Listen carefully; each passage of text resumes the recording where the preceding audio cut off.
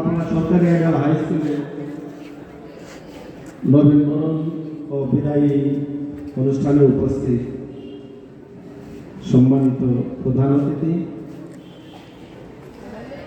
আমার দেখা দীর্ঘ 25 বছরের চাকরি জীবনে অন্তত আমি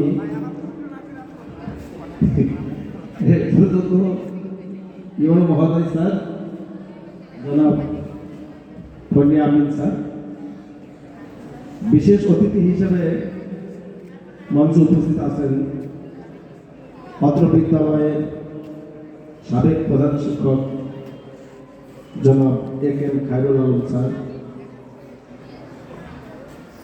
বিশেষ অতিথি হিসেবে অসুস্থতার কারণে আসতে পারেননি এবং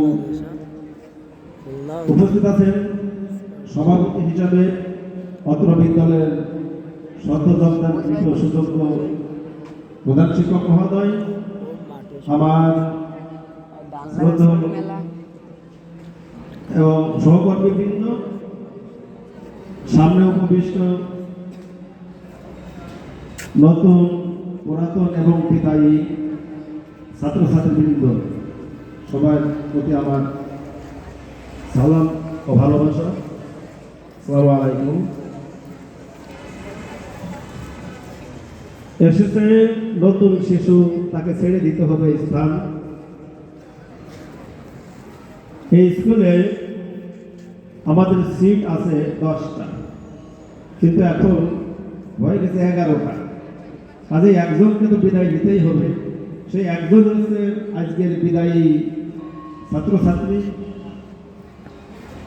আর যারা ছোট্ট গণ্ডি থেকে মোটামুটি বৃহত্তর মাধ্যমিক গণ্ডিতে প্রবেশ করলে 6ষ্ঠ শ্রেণীতে, তাদের এই বরণের মাধ্যমে তাদের প্রতি আমাদের কিছু কথা।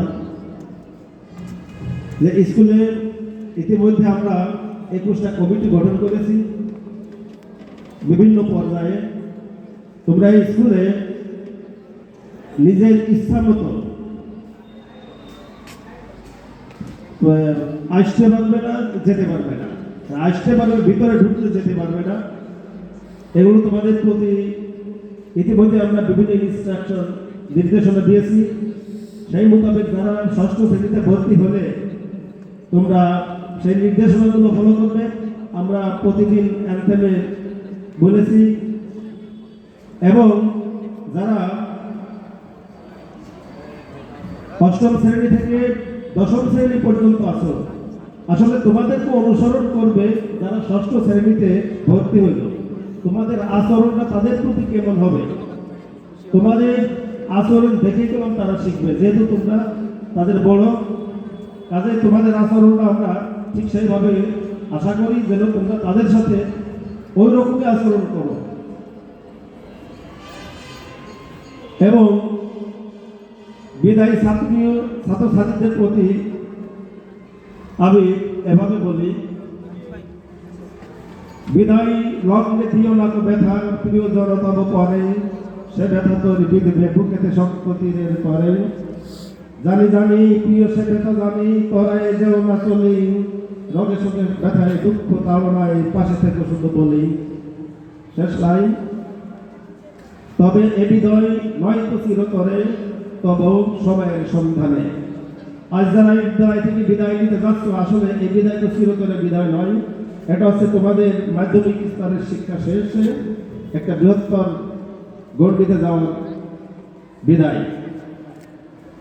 এই আজকে যারা বিদায় নিচ্ছে তাদের প্রতি আমি কৃতজ্ঞতার সাথে আসলে স্মরণ করি ইউনো মহোদয় স্যারকে। এই কারণেই উনি আমাদের বারবার যে নির্দেশনাগুলো দিয়েছেন, আমরা সেই নির্দেশ মোতাবেক অভিভাবক সমাবেশ করেছি। হয়তো শতভাগ অভিভাবক আমরা উপস্থিত করতে পারিনি, তবে আমরা আমাদের সর্বোচ্চ চেষ্টার মাধ্যমে এই বিদ্যালয়ের শেষ দিন পর্যন্ত, অর্থাৎ 19 তারিখ পর্যন্ত ছিল আমাদের ক্লাস 10-এর শেষ ক্লাস। আমরা 95 থেকে 97% শিক্ষার্থী শেষ পর্যন্ত আমরা উপস্থিত করতে সমর্থ হয়েছি। এটা আমাদের, আমি মনে করি আমাদের ইউনো স্যারের একটা কৃতিত্ব। ওনার মাধ্যমে আমরা শতভাগ পারিনি, কিন্তু 97% উপস্থিতি আমরা করতে পেরেছি শেষ পর্যন্ত, শেষ দিন পর্যন্ত। এই কারণেই গত পরীক্ষায় রেজাল্ট যা ছিল আমরা পর্যবেক্ষণ করে দেখলাম রেজাল্টের অনেক উন্নতি হয়েছে। কাজেই এতে প্রমাণিত হয় যদি একটা ছাত্র বা ছাত্রী নিয়মিত স্কুল করে এবং শুধুমাত্র নিয়মের মাঝে থাকে তাহলে ফেল করার কোনো সুযোগ থাকার কথা না। অন্তত ক্লাসে যখন স্যারেরা যায় শুধুমাত্র you will have to hear the teacher very concentratedly, that's enough. এইভাবে যদি তোমরা নিয়মিত ক্লাসে গেলে স্যারকে ফলো করতে হবে, স্যারের নির্দেশনা অনুসরণ করতে হবে, তাহলেই দেখবা ফেল যে শব্দটা এই শব্দ থাকবে না। আসলে পাস করা সহজ, ফেল করা কঠিন। কিভাবে একজন ছাত্র বা ছাত্রী যদি 28 নম্বর পেয়ে যায়, 33 পেতে গেলে আর 5 লাগে। এই পাশে আর কি আছে,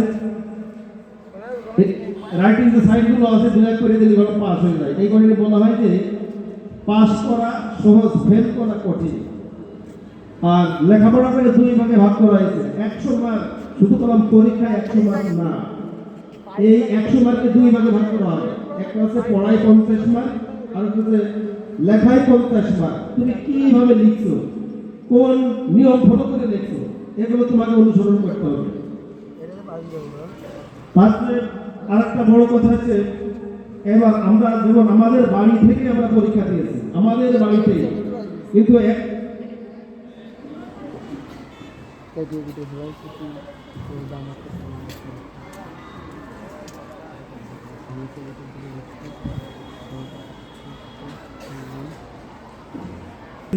আমাদের বাড়িতে পরীক্ষা দিয়েছি, অর্থাৎ শুধু ভ্যালু কেন্দ্র আমাদের আপনারা সরকার ভ্যালুতে দিয়েছে।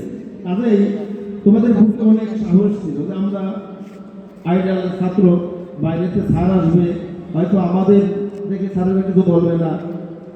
আসলে এরকম বিষয় না। এবার কলম তোমাদের যেতে হবে সিংড়া, এখান থেকে 10 কিলোমিটার দূরে। কাজেই তোমাদের উপর আমাদের, এবং যেহেতু আমাদের সভাপতি এই বিদ্যালয়ে তোমরা জানো কে, ওনার সুনাম এবং বিদ্যালয়ের সুনাম নির্ভর করছে তোমাদের উপর। সেই কেন্দ্রে যে তোমরা যদি গর্ব করে বলো যে আমি আইডিয়ালের ছাত্র, আমাকে কে কি বলে, এরকম আমি আশা করবো এরকম যদি কোনো গর্ব নিয়ে কেউ হলে যাবে না।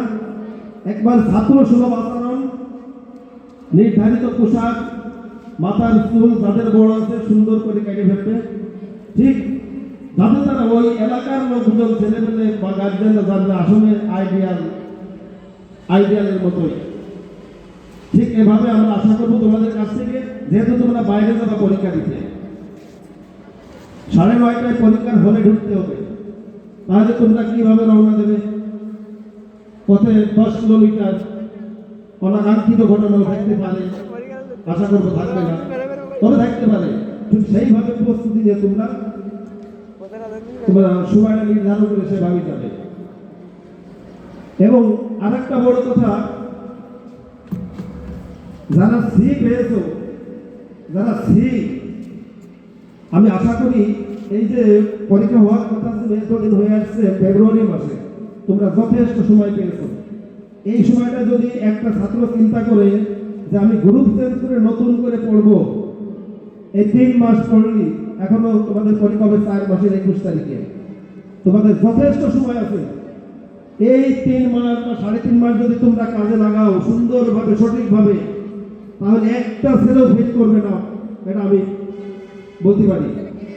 আজ থেকে বিদায়, এই স্কুলে তোমরা হয়তো আর সেভাবে আসবে না, প্রবেশ করে অ্যাডমিট নিতে আসবে, তবে আজ থেকে যার যার কাছে অ্যান্ড্রয়েড ফোন আছে, বাড়ি যায় বাপ মার সামনে তোষকের উপর তুলে ফেলে দেবে, আমি আজ থেকে ফোন বাদ। সারাদিন 12 ঘন্টার মাঝে তোমরা অন্তত 6 ঘন্টা পড়বে সারাদিন। আর রাত্রে যদি 3 ঘন্টা পড়ো, 6-3-9 ঘন্টা, ফেল করার কোনো কথা নেই এখানে। তবে তোমাদের উপর বলেছে আমাদের সুনাম নির্ভর করবে। আমি আশা করি এই 3টা মাস তোমরা একাগ্র চিত্তে মনটাকে সতর্ক, যেমন খাতা আমরা বৃষ্টি হলে ফুটাই, ছাটাটা প্রসারিত হয়ে থাকে, তোমাদের মনটা তো সেভাবে চারিদিকে চলে গেছে। এখন থেকে মনটাকে তোমরা স্থির করে ছাতাটা যেমন বন্ধ করে দিয়ে চলে আসে এক জায়গা, সমস্ত মন ধ্যান জ্ঞান মনটাকে তোমার ভিতরে এনে একাগ্র চিত্তে পড়াশোনা শুরু করবে।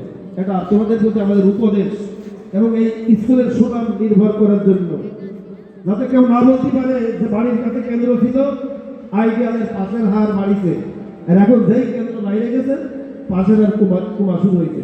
এইরকম কথা আমরা যেন না শুনি, তোমাদের কাছে বিশেষভাবে অনুরোধ। এইটা 3 মাস কাজে লাগাইলেই তোমরা তোমাদের জীবনে বাজিবা, জীবন তোমাকে এই জীবনের ফলাফল ভোগ করতে হবে।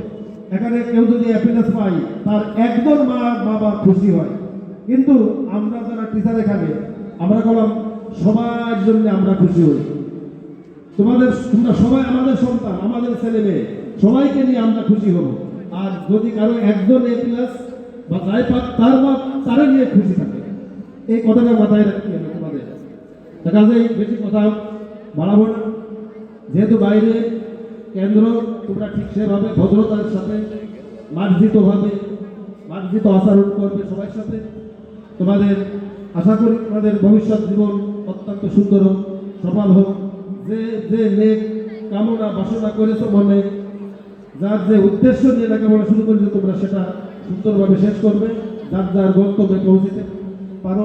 বিদ্যালয়ের পক্ষ থেকে আমি এবং আমার পক্ষ থেকে এই দোয়া এবং এই আশীর্বাদ করে আজকে আমি শেষ করছি। ধন্যবাদ।